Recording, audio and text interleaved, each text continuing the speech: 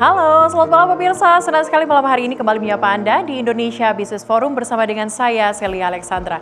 Malam hari ini di Indonesia Business Forum kita akan membahas mengenai BUMN Tekstil. Ini bukan nama baru, pasalnya Indonesia punya BUMN Tekstil sebelumnya dari tahun 1961 dan pilot di tahun 2023. Apa kemudian menjadi penyebab pemerintah setelah 3 tahun membentuk kembali BUMN Tekstil? Ini akan kami hadirkan untuk Anda, di mana pemirsa kala itu di tanggal 11 Januari tahun 2026 kemarin, Presiden melakukan rapat terbatas, khususnya di Hambalang, memanggil sejumlah menteri, yakni Menko Erlangga Hartarto. Ini adalah statement dari Presiden Prabowo Subianto. Menurutnya, ia ingin meningkatkan dan membangkitkan kembali industri tekstil, khususnya revitalisasi supply chain. Ia kemudian mengarahkan Menko Erlangga Hartarto untuk membentuk BUMN Tekstil. Menurut Menko Erlangga Hartarto, ia menyiapkan dana sebanyak 6 miliar US dollar atau kalau dirupiahkan ini mencapai 101 triliun rupiah. Tujuannya adalah untuk meningkatkan ekspor kita. Saat ini ekspor kita hanya 4 miliar US dollar, akan ditingkatkan 10 kali menjadi 40 miliar US dollar pemirsa. Tapi bukan hanya Menko Erlangga saja yang berstatement soal BUMN Tekstil. Pasalnya Mensesnek juga berkomentar soal ini. Menurutnya bukan hanya soal ekspor saja, pembentukan BUMN Tekstil ini adalah untuk menyelamatkan kembali industri garmen yang sudah mati atau pilot Sritex yang mempekerjakan 10.000 karyawan. Tapi apakah Danantara sudah siap untuk membentuk BUMN Tekstil? Ini adalah statement dari Bos Danantara Rosan Perkasa Roslani.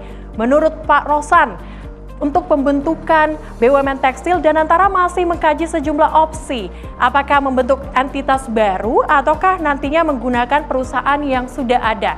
Ini masih melalui kajian dari Danantara.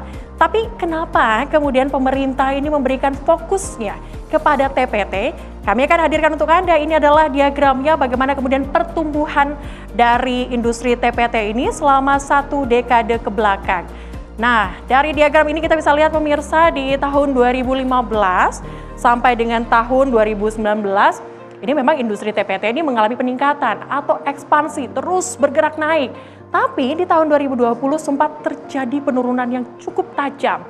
Bahkan di tahun 2021 juga terjadi penurunan, tapi kemudian industri TPT kembali bangkit perlahan di tahun 2021 sampai dengan tahun 2022. Namun industri TPT kembali masuk ke jurang, bisa kita bilang sampai dengan tahun ini masih belum terselamatkan. Apakah BUMN Tekstil ini adalah solusi untuk menyelamatkan industri TPT? Kita akan bahas malam hari ini dengan sejumlah narasumber untuk Anda.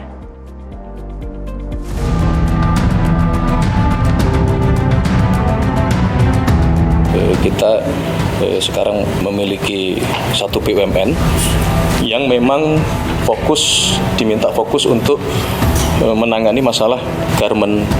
Jadi ini sedang proses, kita harapkan dalam waktu dekat semua proses sudah bisa diselesaikan sehingga PT Sritex bagaimanapun kita harus selamatkan, dalam artian kegiatan ekonominya tetap harus berjalan karena di sana kurang lebih mempekerjakan 10.000 karyawan dan cukup besar kegiatan ekonomi yang dihasilkan.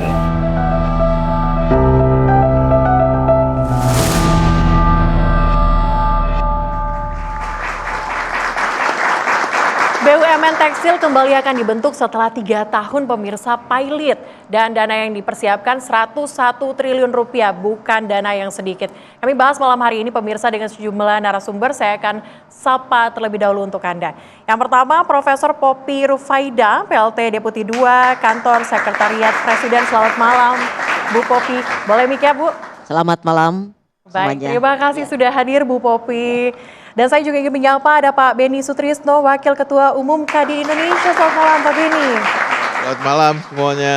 Senang sudah hadir di sini Pak Beni. Kemudian saya juga ingin menyapa Pak Danang Giridra Wardada, ini Direktur Eksekutif Asosiasi Pertekstilan Indonesia. Selamat malam Pak Danang.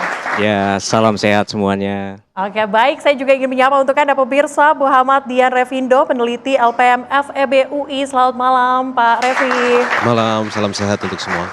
Baik, saya langsung saja ke Bu Popi. Bu Popi ini kalau kita lihat dananya bukan sedikit, 101 triliun rupiah yang kemudian akan dipersiapkan melalui Danantara untuk pembentukan BUMN tekstil. Kira-kira nanti dananya ini mau diambil dari mana dan sejauh ini Prof sudah dipersiapkan sejauh mana sih untuk pembentukan BUMN tekstil? Terima kasih Mbak Sheryl. Jadi perlu kami luruskan beberapa hal terkait BUMN tekstil. Jadi pemerintah ini sedang dalam proses untuk mempersiapkan dan juga sedang dalam proses untuk melakukan kajian visibility tadi. Bagaimana kita melihat industri tekstil adalah salah satu industri yang memberikan kontribusi besar terhadap pemerintah Indonesia. Menyerap tenaga kerja itu sebesar hampir 3,76 juta. Kemudian juga kalau kita bandingkan industri tekstil dan produk turunan tekstil ini berkontribusi juga hampir di industri manufaktur itu 19%. Oke. Jadi ini salah satu alasan pemerintah bahwa negara harus ada di dalam industri ini. Baik. Gitu. Dan kita perhatikan pemerintah sedang mempersiapkan dari dana yang disebutkan hampir 101 triliun itu adalah masih dalam dikaji, rencananya adalah untuk penguatan modal, kemudian juga untuk penguatan value chain ya, industri terkait dari hulu ke hilirnya dan juga penguatan untuk ekspor.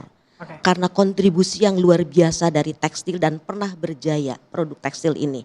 Karena ada gejolak ya dengan adanya kebijakan Trump dan lain sebagainya. Sehingga pemerintah dengan melakukan kajian-kajian visibility tadi akan menyusun satu roadmap yang akan melibatkan bagaimana industri ini dari hulu ke hilir semakin kuat. Dan itulah salah satu perencanaan yang dilakukan oleh pemerintah melalui BUMN tekstil ini. Oke, apakah ini terus dibahas Bu Popi setelah kemudian statement dari Menko Erlangga Hartarto hingga saat ini? Ya, ini masih berkelanjutan. Kami baru rapat tadi pagi ya dengan mengundang berbagai kementerian, kemudian kami berkoordinasi juga dengan lintas kementerian dengan Danantara tentang BUMN tekstil ini. Ya, kemudian juga kami berkoordinasi ya dengan Pak Menteri Rosan yang saat ini bersama dengan Bapak Presiden di London bahwa itu menjadi satu program prioritas yang sangat penting sekali. Karena tadi disampaikan ya kontribusinya, kita melihat mungkin nanti Pak Beni bisa menyampaikan bagaimana dengan adanya tekanan-tekanan dari luar, industri tekstil di Indonesia tidak bisa bersaing dengan produk-produk yang berasal dari luar. Tentunya Indonesia harus ada di sini. Pak Presiden Prabowo mengatakan berulang-ulang bahwa negara harus ada untuk penguatan industri tekstil yang berkontribusi untuk membuka lapangan pekerjaan. Oke, negara harus hadir untuk kemudian memberikan fokusnya kepada industri TPT. Kalau kita lihat tadi ini adalah program prioritas Pak Danang, ini program prioritas nih. Apakah API, Asosiasi Pertekstilan setuju, sepakat dengan pembentukan BUMN tekstil atau bagaimana? Ya, intinya syukur alhamdulillah lah Presiden turun tangan akhirnya ya. Setelah 2 tahun kita teriak-teriak soal pentingnya pemerintah untuk melihat secara jeli permasalahan di industri tekstil dan garmen. Tapi yang membuat kita syukurnya agak didiskon dengan kekhawatiran besar itu adalah kemudian munculnya kalimat akan dibentuknya BUMN oleh negara terkait dengan tekstil dan garmen. Karena kami lihat kalaupun sekarang masih dalam bentuk visibility study seperti disampaikan Profesor, maka ya kita mestinya masih punya harapan bahwa ujung dari rencana revitalisasi atau rencana penyelamatan ekosistem tekstil di Indonesia ini bukan pada BUMN.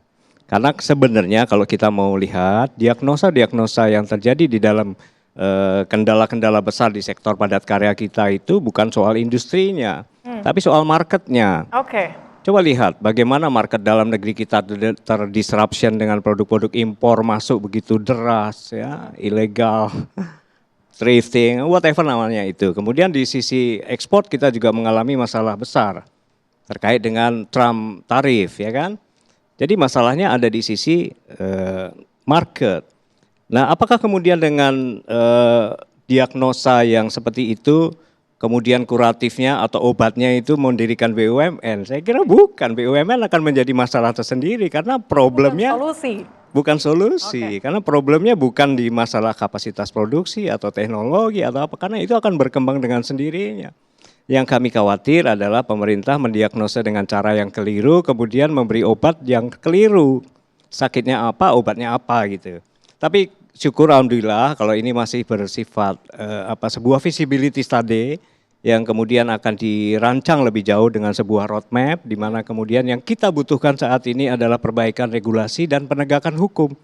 Betul. Dan salah satu poin yang menjadi krusial di industri tekstil yang dari hulu ke hilir ini adalah masalah supply chain kan. Nah, Ibu Prof izin, maka kalau memang akan pemerintah yang saat ini kami lihat maha tahu semua hal akan mendirikan BUMN, maka ambil bagian yang mana swasta tidak bisa.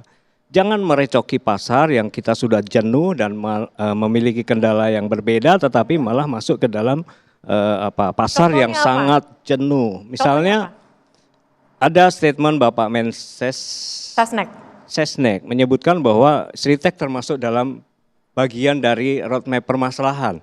Sritek ini masalahnya bukan pada kapasitas produksi, bukan pada market. Sritek hanyalah salah satu dari sekian banyak perusahaan besar tekstil garment di Indonesia. Jadi nah kalau marketnya ada di sektor hilir seperti itu, maka BUMN akan menjadi pesaing dari industri yang sekarang existing yang sedang sakit. Nah, jangan menjadi pesaing langsung.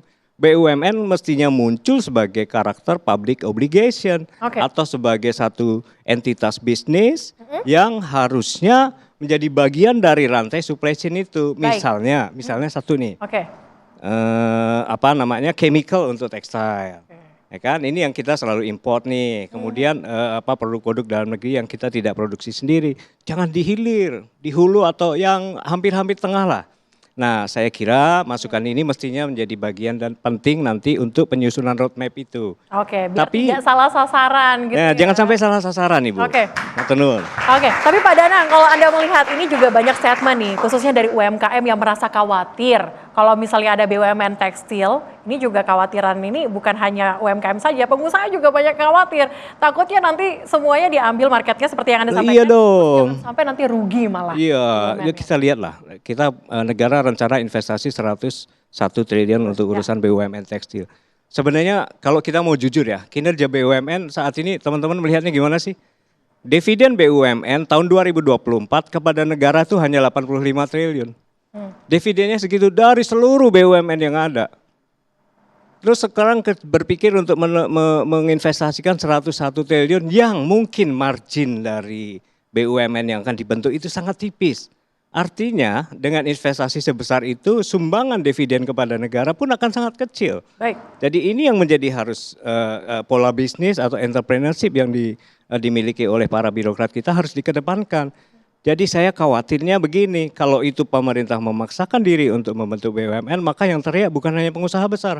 Pasti industri kecil, IKM kita juga akan teriak loh. Selama ini kami mensuplai seragamnya Ibu, seragam TNI, seragam Polri, terus kemudian diambil alih oleh BUMN. Ya kan? BUMN kemudian menjadi karena kekuasaan yang sangat besar, dilindungi negara, dimodali negara, bisa mengambil semua market itu. Nah kita jadi apa? Jangan sampai nanti BUMN tekstil ini memonopoli pasar, kemudian membuat pengusaha dan UMKM semakin tergencet begitu ya kata Pak Danang ya. Usai jeda kami akan hadirkan dialognya kembali untuk Anda pemirsa bersama dengan Pak Beni juga dan Pak Revi, dan nanti dijawab juga oleh Prof. Poppy usai jeda, tetaplah bersama kami.